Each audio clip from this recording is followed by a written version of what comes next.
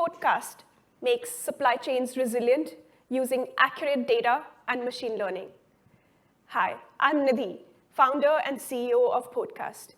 We're a team that combines machine learning expertise with deep industry experience in logistics and shipping. 90% of things around us have been on a ship. That is $12 trillion in world trade. Here's a map of all container ships around the world at any given time, each of them carrying hundreds of thousands of shipments. So let's imagine a Sri Lankan textile supplier serving companies like Nike. How does it figure out where are their 10,000 shipments? Are any of those stuck or delayed? And do they need to change anything in their truck or customs planning or tell their customer Nike about what's happening to this shipment and it's getting delayed?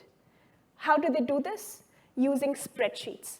Spreadsheets that are manually updated using historical benchmarks and data from emails and websites. This is how 90% of brands around the world solve this. So every time 1 in 10 containers are delayed, there are at least 1,000 trucks that need to be replanned. Port, customs, truck fines that are in the order of at least 500,000. Transport planners almost behaving like firefighters. And imagine what the company Nike is thinking about this Sri Lankan supplier that does not deliver on time. This is multi-million dollars in costs for a medium-sized manufacturer.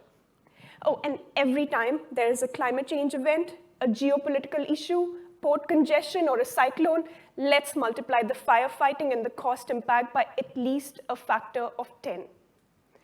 Supply chains need to be resilient to deal with external disruptions. The holy grail is data that you can trust and act upon. That is what Portcast offers. Accurate supply chain visibility using machine learning and actionable tools. We aggregate data from multiple sources, public and proprietary, convert that into insights using machine learning, and provide that in the form of a decision support platform which has actionable tools, not just for the manufacturer, but also for their logistics partner and their financing partner.